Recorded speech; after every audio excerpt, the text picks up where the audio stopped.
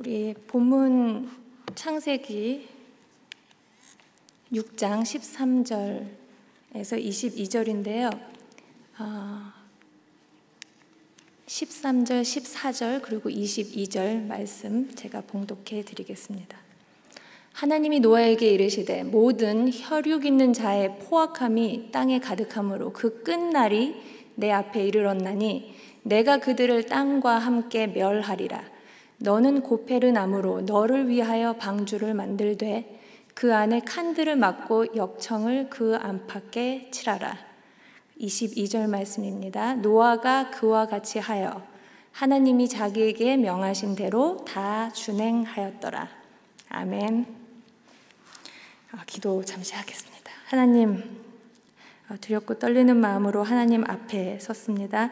전하는 자는 십자가의 은혜로 가리워 주시고 온전히 진리의 말씀만이 선포되고 말씀 통하여 하나님 마음 알아가며 결단하는 시간 될 수 있도록 성령께서 기름 부어 주시옵소서.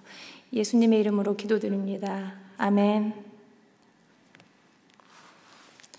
자, 오늘 말씀 시작하면서 제가 질문을 하나 드리고 시작을 하겠습니다.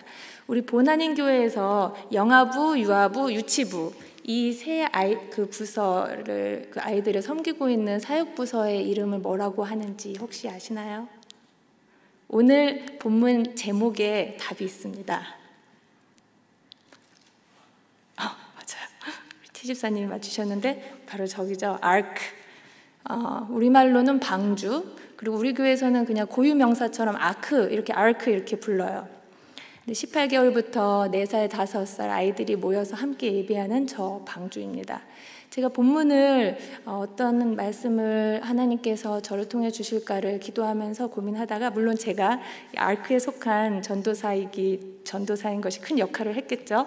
그리고 창세기 첫 장부터 쭉 읽어오다가 오늘 우리가 살고 있는 이 시대가 노아의 홍수 시대, 그 혼란의 시대 를 살고 있는 저희들에게 유의미한 말씀일 것이라는 마음을 주셔가지고요. 이렇게 본문을 정해서 오늘 이 본문 통해서 하나님의 뜻을 함께 또 떨리는 마음으로 두려운 마음으로 조심스럽게 분별해 보려고 합니다. 방주는 그리스도의 예표다. 역청은 그리스도의 기름 부으심을 상징한다. 많이들 들어보셨죠? 본문은 구원과 관련돼서 많이 해석되어 왔고요. 그리고 그리스도론적 관점에서 큰 의미가 있는 본문이 맞습니다.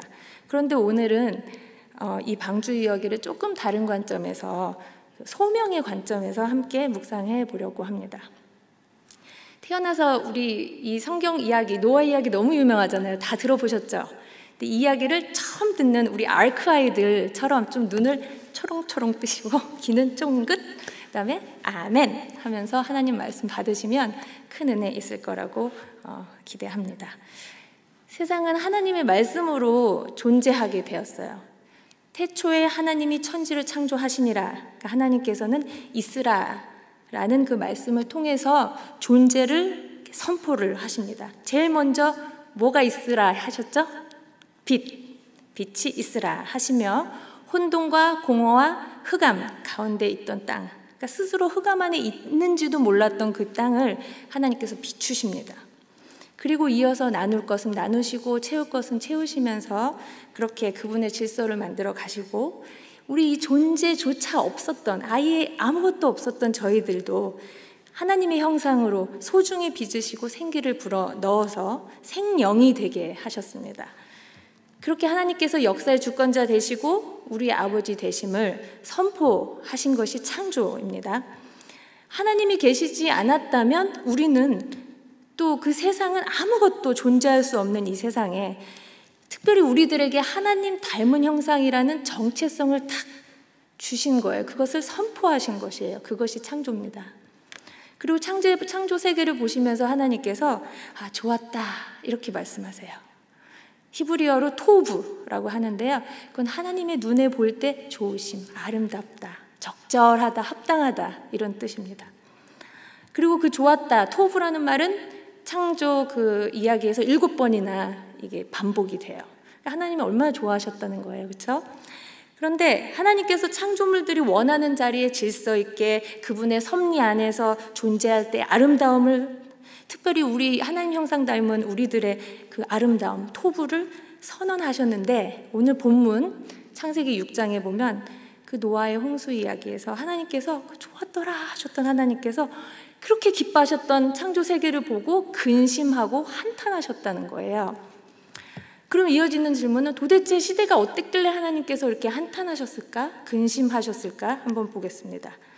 6장 5절을 보면 여호와께서 사람의 죄악이 세상에 가득함과 그의 마음으로 생각하는 모든 계획이 항상 악할 뿐임을 보시고 땅 위에 사람 지으셨음을 한탄하사 마음에 근심하시고 라고 하셨습니다. 사람의 악함을 보고 한탄을 하시는데, 이 악하다는 건 그냥 우리 한글의 의미에서는 뭔가 뭘 잘 이렇게 뭐랄까요, 도덕적 기준에서 벗어나서 나쁘다 뭐 이런 뜻이잖아요. 그런데 히브리어로 이 본문은 단어는 사물의 질이 열등해졌다라는 뜻이 있어요. 그렇게 악하다라는 그 단어는 이렇게 추상적이고 막 관념적인 단어가 아니고요. 바로 다른 그 6장 2절과 13절에서 구체적으로 설명이 됩니다. 뭐가 악하냐?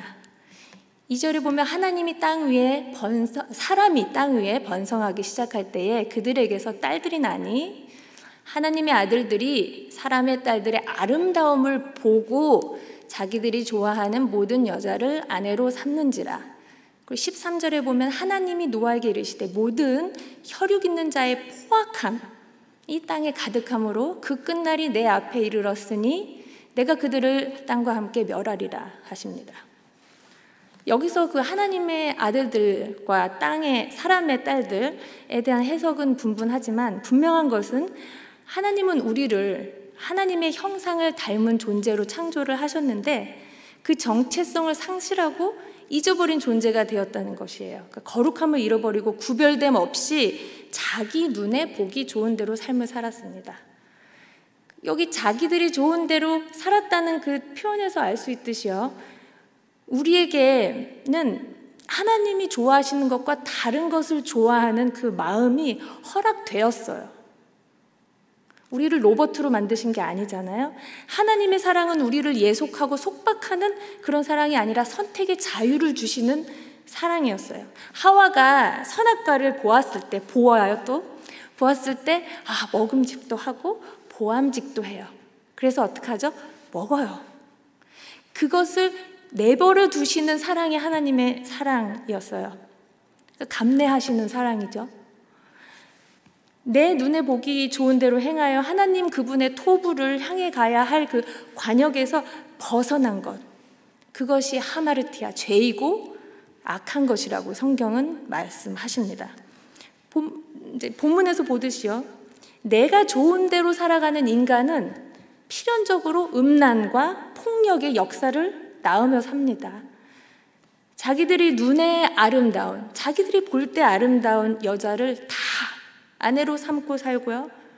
그리고 힘과 폭력이 지배 논리가 되면서 포악함이 땅에 가득한 세상이 되었습니다. 하나님의 자녀로서의 나의 정체성이 가려워지니까 너를 대할 때도 함부로 해도 되는 대상이 된 거예요. 대상화시킨 거예요. 창세기 4장부터 이어지는 그 가인, 또 라멕, 그 노아의 아버지 라멕 말고 또 라멕 있죠. 이야기에서 보면 악의 성질이 늘 그렇듯이 개인의 악이 반복되고 그게 이제 보편화되고 또 성을 쌓고 하나님과 단절을 선포하고 그렇게 공동체의 죄가 되면서 악은 이제 구조적인 악, 제도적인 악이 되어버린 거예요. 악이 편만해진 시대, 그것이 바로 노아의 시대였어요. 오늘 현실을 보면 어떠세요? 공감이 가시죠? 비슷한 현실에 우리는 살고 있습니다. 나 개인이 아무리 윤리 도덕적으로 바르게 살아도요, 이미 제도와 구조 속에 나도 모르는 사이에 내가 자연을 해치기도 하고 다른 사람을 해치기도 해요. 제가 얼마 전에 그 이계호 교수님이라는 그 태초의 먹거리라는 책 쓰신 분이 강의하는 걸 듣다가 맞다 하는 생각이 들었는데요. 그분이 그런 얘기를 하셨어요. 여러분, 그 장에 가시면, 마트에 가시면 야채, 채소 이런 거 고르실 때 어떤 거 고르세요? 눈에 볼 때 좋은 거 고르시죠? 예쁜 거, 사과는 예쁜 거, 오이는 뭐 구부러지지 않고 반듯한 게 맛있는 거다. 우리 막 그런 얘기 많이 듣잖아요. 엄마한테도. 이런 거 골라라. 그런데 우리는 그냥 내 눈에 보이기 좋으니까 저희도 없고 아기도 없이 그냥 고르는 거잖아요. 그런데 그것 때문에 생산자들은 사람의 눈에 좋다는, 마음에 드는 걸 만들어내기 위해서 더 농약을 쓰고 더 자연을 해치고 자연의 순리를 거스리고 그러면서까지도 돈 버는 목적으로 살아가는 이 구조 속에 우리가 갇혀 있다는 이야기였어요. 뜻하는 바는 이제 누구도 그 악하다라는 평가에서 자유로울 수가 없습니다. 여러분과 저도요. 그러면 그 거룩함을 잃어버리고 이제 다시 노아 시대에 구별됨을 버리고 죄의 영향력 아래에서 원하는 대로 살아서 하나님을 한탄하게 한 이들의 삶의 결과를 한번 볼까요? 당시에 땅에는 네피림이 있었고 그 후에도 하나님의 아들들이 사람의 딸들에게로 들어와 자식을 낳았어요. 그런데 그들은 용사라 고대의 명성이 있는 사람들이었더라. 의아하지 않으세요? 크게 이렇게 부정적인 말로 와닿지 않잖아요. 막 우리는 막 단명하고 막 누가 병에 걸리고 막 이래야지 저 악과 연합하면 안 되겠구나 하는 걸 탁 배우는데 용사 고대 명성 있는 사람 괜찮은데 하는 생각이 들 수도 있어요. 네피림은 이제 뭐 해석이 분분하지만 어쨌든 간에 어디 가나 시선을 끄는 막 피지컬이 좋은 아마 거인족일 것이다 합니다. 용사는 말 그대로 강하고 위대하고 그 군사 용어로는 우두머리를 가르치고요. 전사죠. 그 명성 있는 자는 아주 저명한 사람이에요. 유력한 사람. 영향력을 끼치는 사람들입니다. 근데 물론 우리는 알아요. 그들이 악한 구조 속에서 분명히 폭군이 되었고 약자 괴롭히는 사람들이 되었겠다 하는 건 알지만 그냥 표면적으로 드러나는 그 악과의 연합의 결과는 그 현대인들도 추구하며 사는 이상형과 크게 다르지가 않아요. 그 전장 5장에 보면은 아담의 족보가 나오는데요. 몇 살에 누구 낳고 뭐 얼마 동안 더 살다가 누구 낳고 이만큼 더 살다가 죽었더라. 그게 이제 패턴이에요. 근데 우리들의 삶도 사실 그렇잖아요. 태어났고 몇 년쯤 살다가 아이를 낳고 혹시 육의 자녀는 안 주셨더라도 영의 자녀를 낳고 섬기면서 살다가 때가 되면 죽어요. 그게 우리들에게도 일반적으로 적용이 되는 패턴입니다.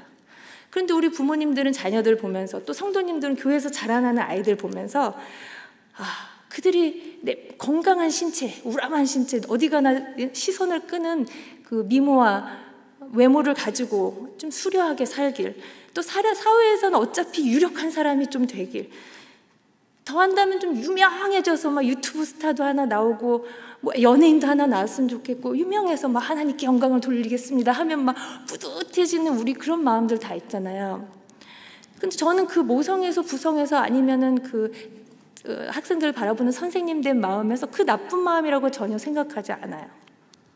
그런데 우리가 자녀들에게 하나님의 자녀로서의 정체성을 먼저 심어주지 못하고 그 정체성 없는 상태에서 거룩함을 버리고 세상과 적당히 섞이고 적당히 타협해서 그렇게라도 얻어야 하는 삶의 목적이라고 이것들을 가르치면 하나님의 음성 들으셔야 합니다. 악하다. 우리 집에서 지금 그런 일들이 벌어지고 있을 수도 있어요. 하나님과의 깨어진 관계 속에서는 그 무엇도 선할 수 없고요. 죄에 속한 내가 내 눈에 좋은 대로 살면서 양성해내는 그 무엇도 하나님의 눈에 아름답다 하실 수 없다는 것이, 아름다울 수 없다는 것이 하나님께서 우리에게 주시는 말씀이에요. 그러면 모두가 악하다 하고 평가를 받았던 이들의 대칭점에 있는 한 인물이 등장을 하잖아요. 누구죠? 노아. 마스크 쓰시니까 대답 안 하시는군요. 알겠습니다. 들었어요. 노아는 왜 악하다라는 평가에서 제외가 되었을까? 심판에서 어떻게 구원을 받았을까 궁금하잖아요. 9절에 보면요, 노아가 의인이고 당대의 완벽한 자다 하는 이제 설명이 나옵니다. 물론 심도 깊은 해석이 필요한 구절이지만 우리는 알잖아요. 노아가 나중에 방주 사건 다 끝나고 이제 좀 해이해져가지고 막 한 잔 드시고 막 하체를 드러내고 이렇게 그런 일을 막 벌여요. 근데 이제 아들이 막 뭐라고 했다고 막 저주하고 좀 심했잖아요. 우리는 그분이 완벽하지 않다는 것을 그 후에 알아요. 그리고 로마서에서도 말씀하시지만 의인은 없나니 하나도 없다라는 말씀에 비춰서도 이 9절 말씀은 그러니까 노아가 구원받을 자의 어떤 자격을 완벽하게 충족해서 또 윤리 도덕적으로 완전 무결해서 그게 하나님의 눈에 들어서 구원받았다, 이건 아니라는 것을 우리가 보셔야 되죠. 그렇다면 노아는 어떻게 하나님께 구원을 받았을까? 바로 6장 8절 말씀 나옵니다. 이건 같이 마음으로 한번 읽어주세요. 그러나 노아는 여호와께 은혜를 입었더라. 에베소서 2장 8절 9절 같은 맥락의 말씀입니다. 너희는 그 은혜에 의하여 믿음으로 말미암아 구원을 받았으니 이것은 너희에게서 난 것이 아니요 하나님의 선물이라. 행위에서 난 것이 아니니 이는 누구든지 자랑하지 못하게 함이라. 로마서 3장 24절에도 같은 맥락의 말씀하십니다. 그리스도 예수 안에 있는 속량으로 말미암아 하나님의 은혜로 값 없이 의롭다 하심을 얻은 자 되었느니라. 이제 이 구원은, 의롭다 함은 내가 스스로 생성시키거나 내 자력으로 만들어진 어떤 의지의 발로가 아니라는 거 아시죠? 구원은 내 안에서 생겨난 것이 아니에요. 외부로부터 이렇게 침입해 들어오는 거예요. 하나님의 은혜가 나를 덮으신 겁니다.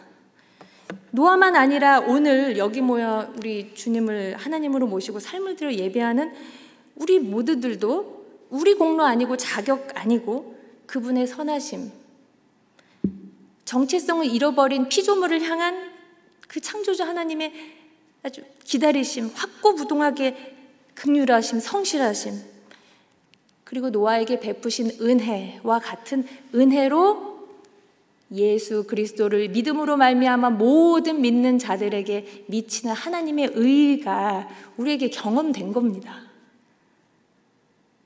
자, 이제 쭉 보시니까 아셨죠? 노아 시대에 이제 세상이 더러워졌어요. 악해요. 그러면 이제 하나님께서 한탄하고 근심을 하시죠. 그리고 당신의 창조 세계를 많이 사랑하셨던 하나님은 홍수를 통해서 다시 깨끗하고 새롭게 하시는 계획을 세우십니다.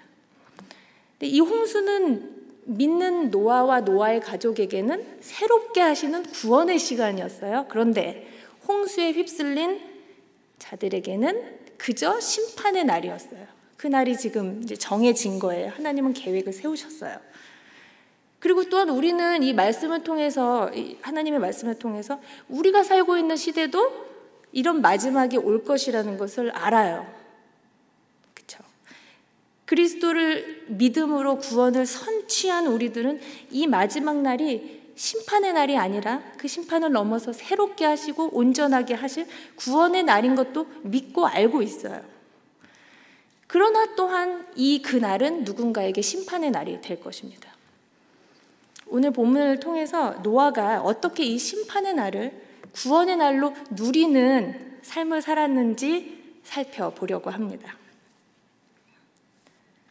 하나님께서는 세상을 새롭게 하시겠다 하시는 계획을 이제 노아에게 말씀을 해주시잖아요. 근데 그 계획을 어떻게 말씀을 하시냐면, 이제 이런 일이 일어날 거야 얘기를 짧게 해주신 다음에 바로 노아에게, 자, 너는 고페르 나무로 너를 위하여 방주를 만들어라 하는 말로 그 계획을 이제 딱 이제 시작을 하시는 거예요. 근데 여기 집중해 보아야 할 단어가 뭐죠? 저는 너를 위하여라는 단어가 너무 마음에 와닿았어요. 자, 신학자들은 일단 이 창세기의 원청자, 그러니까 처음에 이 창세기 나래티브를 들었던 그 대상이죠. 그 원청자가 출애굽 경험하고 이제 시내산 주위에 머물고 있었던 히브리인 노예들일 것이다, 이렇게 이제 말씀들을 하세요. 그럼 자, 그들이라고 생각을 한다면 그들이 이 말씀을 지금 듣고 있는 거예요. 저희처럼. 그래서 모세가 노아의 이야기를 막 해주시는 거예요. 그런데 400년 동안에 애굽의 문명에 살던 백성들, 야훼 신앙이 애굽의 가치관, 세상 가치관으로 완전히 희미해지고 종으로서의 삶에 찌들었던 사람들이에요. 그들에게 여호와께서, 하나님이 그들의 여호와시고 내가 네 하나님이고 너는 내 백성이야. 이걸 지금 알려주시는 과정이 모세오경의 흐름이잖아요. 근데 이제 출애굽기 1장 11절을 보면요, 노아가 이야기를 들었을 때 이렇게 출애굽기 1장 11절에 보면 이런 말씀이 나와요. 그 감독들을 그들 위에 세우고 그들에게 무거운 짐을 지워 괴롭게 하여 그들에게 바로를 위하여 국고성을 건축하게 하니라. 출애굽기 1장 11절 말씀이에요.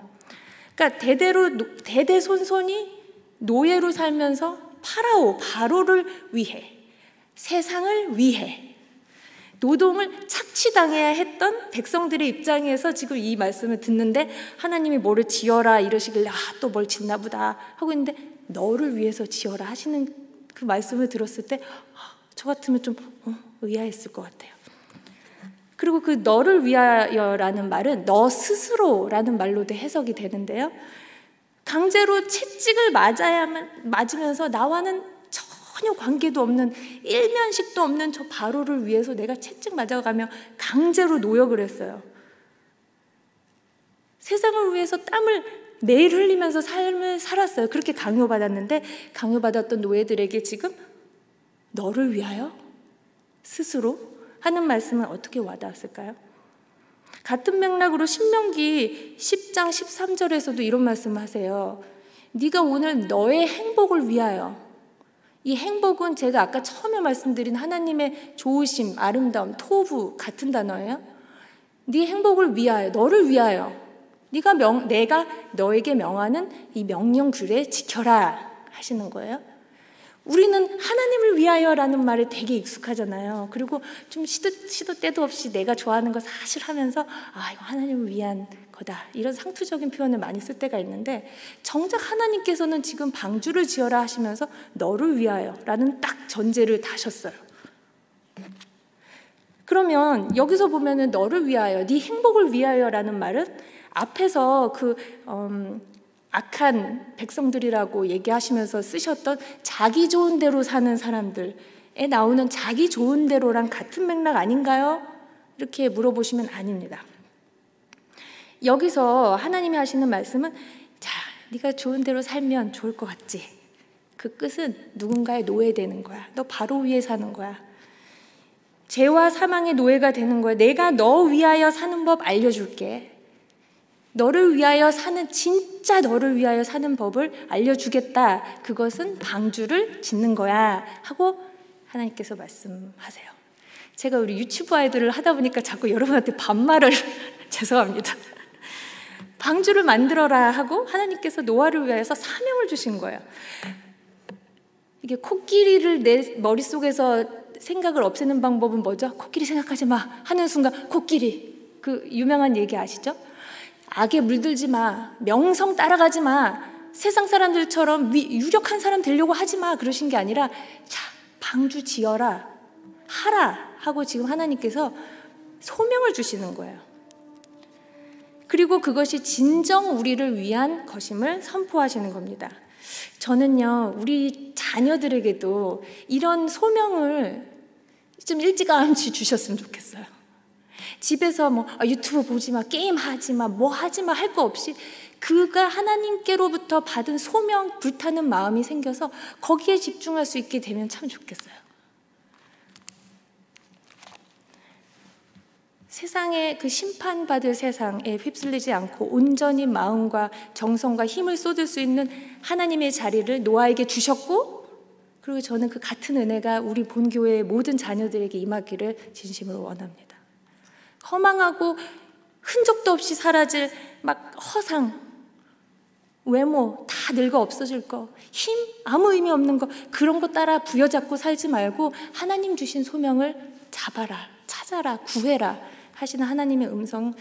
집에서도요, 정말 자녀를 놓고 기도하세요. 얘 게임 좀 안 하게 해주세요. 얘 누구랑 채팅 좀 안 해주세요. 할 필요 없이 하나님 소명 주세요.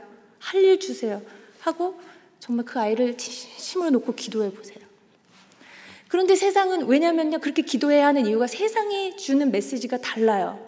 세상은 뭐라고 하죠? 네가 주인이야. 네가 인생의 주체야. 그러니까 주인공이니까 마음대로 살아도 된다. 심지어는 요즘 같은 경우는 너의 성 정체성까지도 네가 체크해, 너 거야, 네가 정해 하고 가르치는 세상에 아이들이 살고 있는 거예요. 그것이 너를 위한 거야 라고 속삭이는 거짓 속삭임에 그 아이들이 넘어가지 않도록, 아니 방주 짓는 게 너를 위한 거야, 그거를 우리 부모님들이 또 우리 교회의 어른들이 자녀들에게 또 우리 자신에게 가르쳐 줘야 합니다. 그러니까 정말 나를 위한 것이 무엇인지 그 눈이 가려진 사람들은 사람들에게 하나님께서 어떤 명령을 딱 하시고 우리는 준행한다 하면은 되게 무슨 저 옛날에 무슨 왕도 아니고 그런 다이내믹을 되게 조롱해요. 아마 방주 만들라는 그 명령에 순종했던 노아도 당시에 같은 조롱을 들었을 겁니다. 시대 봐라, 하늘 봐라. 너같이 사는 사람 하나도 없다 할 수도 있어요. 그런데 이제 학자들에 따르면요, 노아가 살던 시대와 그 지역의 기후가 우리 창세기 2장 6절에 나오는 그 기후처럼 그냥 안개가 이렇게 깔려있고 지면을 적시고 그 정도의 기후였다고 해요. 물론 성경에는 정확히 나오지는 않지만 그런 얘기를 합니다. 그러면은 그들에게 비라는 개념도 정확히 있지 않을 때, 우리같이 뭐 비하면 요즘 막 유럽에서 어떻게 됐고 중국에서 어떻게 뉴스로 보는 저희 그 개념이 없어요.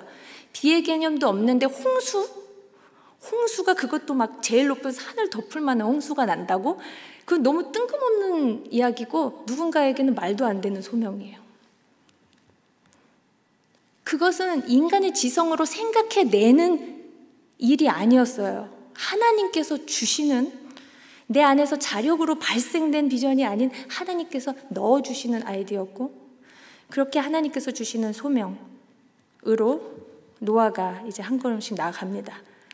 히브리서 11장 7절 말씀처럼 믿음으로 노아는 아직 보이지 않는 일에, 상상도 못하는 일에 하나님께서 준엄한 경고를 주실 때 받고 방주를 준비했어요. 지었어요. 그리고 구원을 받았다 하는 말씀입니다.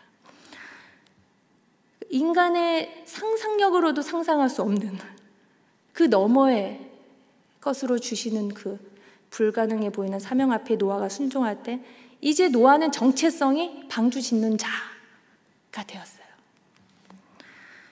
그 여러분의 소명은 또 무엇입니까? 노아도 한 인간으로서 이제 나중에 보면 족보에 나와요. 950세에 돼서 죽었어요.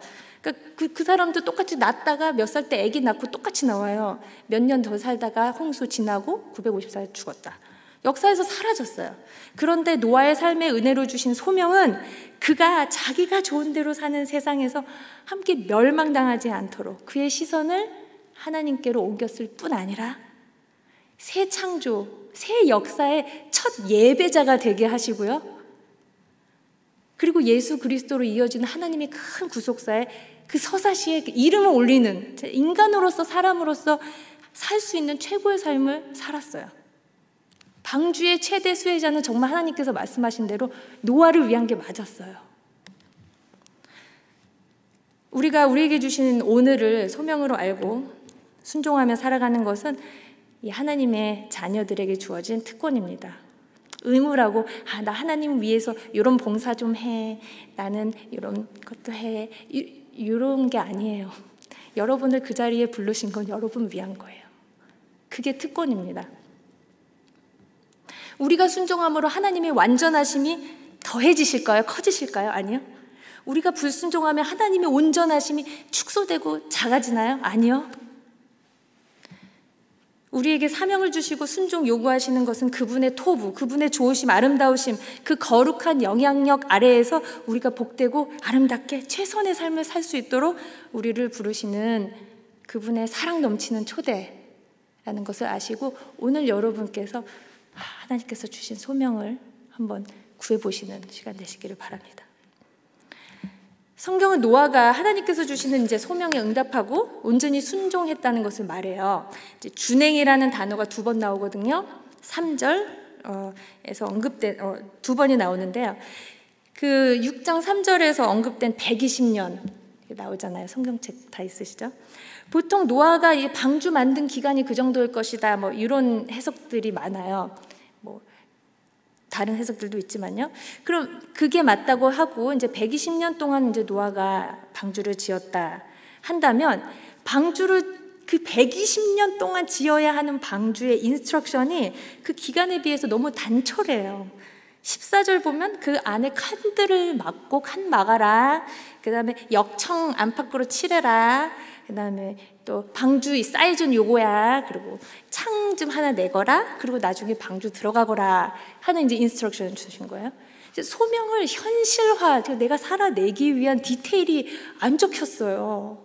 여러분 성경에 예를 들어 우리 아들이 지금 이러고 있을 때 어떻게 해야 하나요를 막 구글 찾듯이 찾았는데 말씀에 쫙 나오면 얼마나 좋겠어요.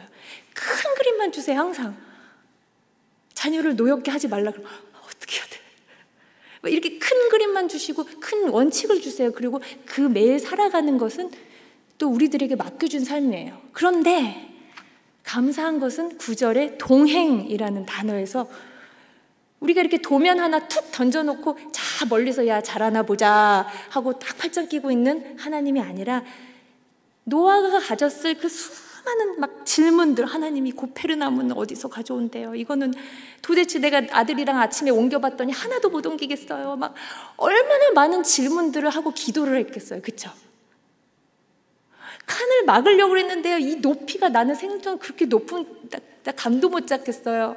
어떻게 받쳐야 될까요? 다 흘러내리고 난리 났어요. 막 저는 그 노아가 120년 동안 하나님께 얼마나 구했을까, 얼마나 물어봤을까를 생각하면 좀 절절해요. 그렇게 몇 개만 알려주시고 알아서 하라 그러면 어떡해요? 그런데 하나님과의 동행이라는 말에서 그 말이 무슨 뜻일까? 하나님은 친히 우리의 고뇌와 질문과 기도와 땡깡과 하나님께 부르짖음과 그 모든 것들에 친히 개입하시고 관여하시는 하나님이시라는 것을 말씀하세요.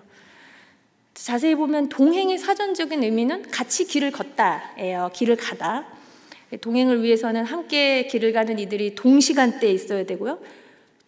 같은 장소에 있어야 되고 방향도 보폭도 속도 같아야 됩니다. 그런데 거룩하신 하나님과 거룩하지 않은 내가 어떻게 같이 걸어요? 같이 동행을 어떻게 해요?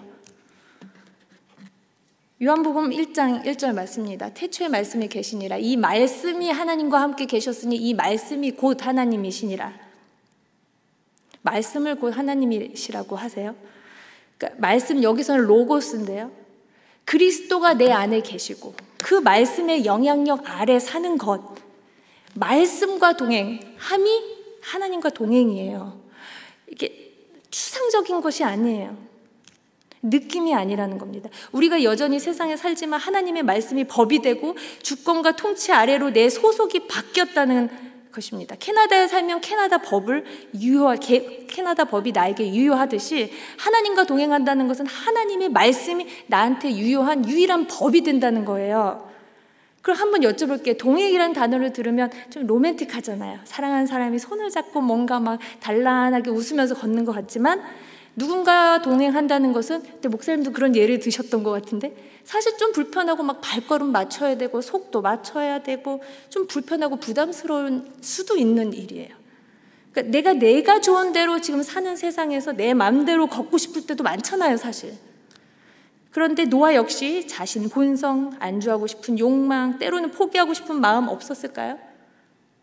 세상과 적당히 섞여 살면서 명성 없고 권력 없고 구별됨 없이 살아가는 이 세상과 나, 또 아니면 내 자녀 얼마나 뒤처지고 있는지 불안하거나 심지어 부러운 적 없었을까요? 그것은 그냥 우리 상상일 뿐이고 차치하고 방주를 지어내기 위해 얼마나 많이 묻고 물으며 방주를 만들어 갔을까요? 그때마다 시마다 하나님께서 말씀으로 동행하셨다는 겁니다. 우리는 세상과 동떨어 사는 것이 아니라 세상 안에서 새롭게 하실 그 세상 안에서 살아가요. 그러다 보니 우리가 소명을 받은 그 자리라 해도 사명의 시간을 살아간다 해도 구원받은 자로 존재한다 해도 여전히 인간의 성정을 가지고 때로는 좌절하고 넘어집니다. 그러나 말씀은 우리가 하나님께 속하였음을 끊임없이 되새겨주시고 내 죄성이 원하는 대로 이탈을 하면 맞춰주시고 말씀의 영향력 아래서 살도록 동행하십니다. 그럼 하나님께서 우리와 동행하신 이유는 또 뭘까요? 피곤하고 우리 좀 괴롭히려고 그러시는 건 아닐 거잖아요. 요한복음 17장 17절에 이렇게 말씀이 나오는데요. 저희를 진리로 거룩하게 하소서. 하나님의 말씀은 진리니이다. 예수님께서 십자가 처형을 앞에 두고요, 사랑하는 제자들 떠나기 전에 하나님께 그들을 맡기는 기도예요. 말씀이 진리라고 하십니다. 그리고 그 진리로 거룩하게 하소서. 우리는 예수님의 기도에서 우리를 진리이신 말씀과 동행하시도록 하는 이유를 알아요. 뭐죠? 거룩. 진리로 거룩하게 하소서. 다시 말하면 거룩은 진리에서, 하나님의 말씀에서 가능해진다는 건데요. 이 진리가 원어가 그러니까 헬라어 원어가 알레테이아인데요. 알레테이아. 여기 보면 아가 있잖아요. 그게 이제 그 부정을 말할 때 쓰는 뭐 에이테스트 할 때 그 A 그러니까 반대를 말하는 부정어예요. 그런데 그 뒤에 있는 레테이는 뭐냐면 잊어버리는 거예요. 망각하다. 그러니까 뭘 자꾸 잊어버려요? 망각해요. 그 상태, 잊혀지고 감추었던 것을 드러내는 것, 그것이 진리예요. 태초에 하나님께서 하나님의 형상으로 우리를 만드셨는데 그것을 망각하고 살아요. 그걸 깨쳐주시는 게 말씀이에요. 저 사람이 하나님의 형상으로 지음을 받았는데 그걸 망각해요. 그래서 막대하고 함부로 해요. 근데 그것을 아니야, 하나님의 형상이야 하고 드러내주시는 게 진리예요. 진리가 하신 일이 바로 그 말씀입니다. 제가 이 진리가 우리를 거룩하게 한다 하는 말씀이 궁금해서 또 거룩을 찾아봤잖아요. 제가 가진 그 성경 앱이 있는데 거기다 이제 거룩 검색어로 쳤더니 460절이 나왔어요. 그래서 그거 다 읽었어요. 근데 거기서 이제 좀 일종의 어떤 패턴 같은 거를 발견을 했는데, 이제 하나님의 거룩 말고 사람의 거룩, 사람에게 거룩이라는 말을 이렇게 얘기하실 때는 그 거룩의 정의를 만드신 분이 뭔가를 선포하세요. 이게 거룩한 거다. 너 이거 해라. 그러면 그거를 지키면 거룩한 거예요. 생각보다 쉽지 않으세요? 레위기 19장 2절 3절 말씀이 이제 이 말씀을 읽다가 딱 닿는데, 너는 이스라엘 자손의 온 회중에게 말하여 이르라 거룩하라 하고 딱 이제 선포를 하신 다음에 3절 바로 이어서 뭐가 거룩한 거냐? 너희 각 사람은 부모를 경외하고 안식을 지켜라. 막 되게 거창하지가 않잖아요. 우리가 생각했던 것보다 거룩이. 근데 여기 보면 respect라는 말이 있어요. 경외하다라고 한글로 돼 있는데 영어는 respect your mom and father. 엄마 아버지는 나를 낳게 해주시고 내가 어떻게 보면 제일 편하고 함부로 대하기도 하는 존재들, 부모님인데요. respect. 그런데 이제 respect 뜻 아시죠? 존중하는 거잖아요. 존중하는 거, 경외하고. 그런데 그 뜻을 또 원문, 그러니까 이 어원을 찾아보니까 다시, spect, 보다예요. inspection 할 때 inspect가 들어가 있잖아요. 그 안에. 그러니까 보는 건데 respect는 다시 보는 게 respect예요. 하나님께서 진리로 거룩하게 하시고, 거룩은 뭔가? 리스펙트 하는 건데, 리스펙은 뭐야? 하다 다시 봐. 뭘? 그 사람에게 하나님의 형상이 있음을, 우리의 존재가 처음부터 하나님의 형상으로 지어졌음을 보는 겁니다. 내가 그냥 볼 때는 저 사람 정말 나쁘다 하고 봤을 수 있어요. 그런데 하나님이 주시는 진리의 빛으로 비춰서 다시 보니까 하나님의 형상이 그 안에 있구나. 내가 함부로 못하겠구나. 자연을 볼 때도 마찬가지예요. 산은 산이고 물은 물인갑다 하고 이제 봤는데, 하나님의 비춰주시는 진리의 눈으로 다시 보니까 그것이 내가 다스려야 하고 또 섬겨야 하는, 또 잘 우리가 보존해야 되는, 하나님이 기뻐하시는, 좋아하셨던 그 자리구나. 이렇게 다시 보인다는 말씀이에요. 하나님께서 우리를 동행으로 이끄시는 이유는 그 동행에 을 통해서 우리가 거룩, 어떤 거룩? 구체적인 거룩, 하나님의 형상을 서로 보고 나누며 다시 보고 소중히 여기는 그 거룩을 경험하게 하기 위해서 그 긴 삶의 과정들을 주시는 겁니다. 마지막으로 이 맡긴다에 대해서 말씀을 나누고 마치려고 하는데요. 이제 노아가 자신의 소명을 하나님께 받고 그 다음에 동행함으로 방주를 지었어요. 그리고 이제 방주를 물에 띄우는 것만 남은 시점이에요. 그런데 이 방주라는 단어를 보면 방주가 테바인데요. 요즘 상상하는 배랑 좀 달라요. 동력장치 이런 게 하나도 없어요. 그냥 빈 상자입니다. 이제 노아가 이제 발을 거기다 들여놔야 돼요. 왜냐하면 마지막 명령이 방주에 들어가라였거든요. 그래서 이제 방주에 들어갈 때 노아는 어떤 마음이었을까? 거기 어떻게 내가 조절할 수 있는, 컨트롤할 수 없는, 내가 분명히 평생을 소명의 자리로 알고 막 쌓아왔는데, 만들어 왔는데, 거기에 내가 컨트롤할 수 있는 것이 없다 라는 것을 깨닫는 순간이 바로 방주로 들어가는 순간이에요. 거기 막 동물들이 나오잖아요. 근데 여러분 보고 동물 잡으라고 해보세요. 한평생 걸려도 방주보다 더 오래 걸렸을 거예요. 왜냐하면 종류 찾아야 되죠. 막 얘 쌍대로 찾아야 되죠. 어떤 건 7쌍인데 또 한 마리 도망가고 얘는 죽고 막, 이거는 사람이 할 수 있는 일이 아니에요. 그런데 하나님께서 지금 그들을 나오게 하셨어요. 막 장엄한 순간이 눈앞에 펼쳐지잖아요. 그러면 노아는 정말 하나님이 구원하시고 홍수 오는 거 맞다, 믿음이 없는 게 아니에요. 분명히 믿었을 거예요. 그러나 그 방주에 발을 들여놨을 때는 여전히 두려웠을 거라고 저는 생각합니다. 자녀들 데리고 이제 들어가잖아요. 하나님이 문 꽝 닫으세요. 그리고 성경에 보면 7일 후에야 비가 온다고 나오거든요. 동물 냄새 나고 막 동물도 울어쌌고, 우리 막 지금 밖에는 보이지도 않고, 문은 하나님이 사방에 닫아 놓으셨고, 물론 문은 하나지만 이것은 내가 할 수 있는 것이 아무것도 없다는 것을 여러분의 소명의 자리에서 느끼실 거예요.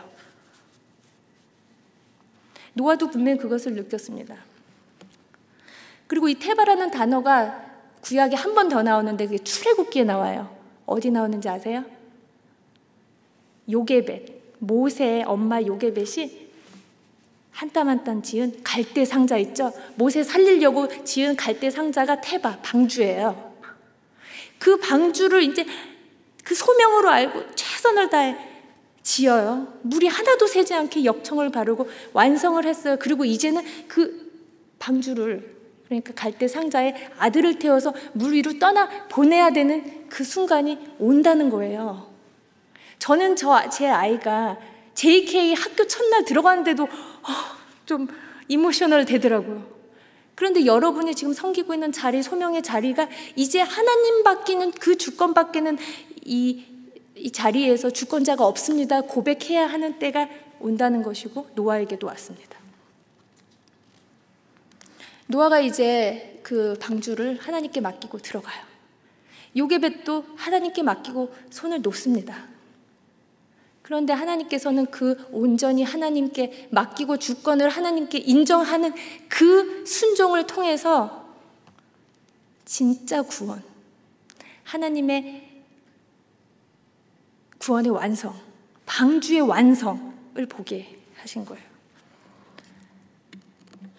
우리가 소명을 가지고 살아갈 때 우리가 기대하는 어떤 기대감들이 다 있어요. 그러나 우리가 비록 내가 기대하는 결과가 아니라 할지라도, 비록 그리 아니하실지라도 주권은 주님께 있습니다 하고 고백하며 맡길 때 하나님의 역사를 보시게 될 겁니다. 방주 내 겁니까? 자녀 내 거예요? 회사 내 거예요? 친구, 사업, 교회 내 거 아니에요. 그 소명의 자리, 하나님께서 분명히 약속해 주신 자리라 하더라도 최선을 다해 하나님과 동행하며 진실하고 성실하게 살았다 하더라도 그것이 하나님 것임을 고백해야 되는 순간, 사실 그건 매일의 순간, 매일의 고백이 돼야 하지만 어쩔 수 없이 그래야 되는 순간이 우리 앞에 탁 막혀 정말 깜깜하고 나갈 수 없는 방주 안에 있는 것과 같이, 이렇게 인생이 꼬여도 이렇게까지 되나 싶은 그 깜깜한 상황에, 그럼에도 불구하고 주님께 주권을 맡길 때 주시는 하나님의 평화와 결국 이루시는 하나님의 역사를 볼 때 샬롬이 우리 본 한인교회 모든 성도님들과 우리 또 각 가정에서, 교회에서 자라고 있는 아이들에게 넘치게 되기를 바랍니다. 하나님께서 주신 사명 받고, 그것은 은혜로 받는 거예요. 하나님이 주시는 거예요. 그리고 매일매일 나의 삶에서 거룩을 이루며, 내가 거룩의 주체가 아니라 말씀을 순종함으로 거룩하게 하시는 그 하나님의 은혜에 힘입어 다시 보며, 리스펙트하며, 존중하며, 그러나 또 리스펙트, 다시 보며 그렇게 살다가, 그리고 매 순간 매 순간을 하나님께 드림으로, 맡김으로 진정한 순종의 삶을 보여드리면 우리 본한인교회와 또 우리 가정의 아이들에게 큰 은혜가 있지 않을까 하는 마음이 있습니다. 말씀 맺겠습니다. 이 본문에는요, 보는 거에 대한 말씀이 참 많았잖아요. 세상은 아직 진리를 깨닫지 못해서 이렇게 망각 상태예요. 닫혀진 상태에서 보기 때문에 겉으로 드러나는 거 전부로 알고 삽니다. 그러나 우리는 이 세상에 그들과 함께 살지만 그 세상에 속하지 않은 자들이에요. 하나님께서 비추신 진리의 빛으로 내가 망각하고 있던 하나님 형상 닮은 나, 하나님 형상 닮은 너, 우리 보게 해주신 은혜가 있는 저희들입니다. 우리가 이 세상을 나를 위해 지어가야 할 방주 소명의 자리로 알고 살아갑니다. 왜냐하면 하나님께서 이 세상을 궁극에는 새롭게 하셔서 버리시겠다는 것이 아니라 새롭게 하시겠다는 그 약속을 우리에게 주셨기 때문이에요. 그리고 우리는 마지막 날을 떠올려는 보지만 노아가 홍수를 상상할 수 없었던 것처럼 그 마지막 날을 눈에 보듯 환하게 떠올려 보지는 못해요. 그러나 그럼에도 불구하고 준엄한 하나님의 말씀에 순종하고 믿으며 나아갑니다. 홍수 심판을 앞둔 노아에게 너를 위하여 방주 지으라 하신 하나님은 오늘 우리들의 자녀를 소명의 자리로 부르십니다. 그리고 그 자리를 거룩하게 하심으로 그리스도의 그리스도 되심을 확장하고 계시고 너가 거기에 참여해서 너도 그게 너를 진정 너를 위한 삶이라고 우리를 초대해 주십니다. 여러분의 소명의 자리는 어디입니까? 이제 한번 리스펙 다시 한번 보세요. 진리의 빛으로 하나님 주신 마음으로 내 소유인 것이냐 마냥 애 키우고 있던 자리 소명의 자리일 수 있어요. 그냥 꾸역꾸역 돈 벌어야 되니까 다녔던 회사 소명의 자리. 나 나중에 잘 되려면 공부해야 된다니까 그냥 가기 싫어가지고 가던 학교.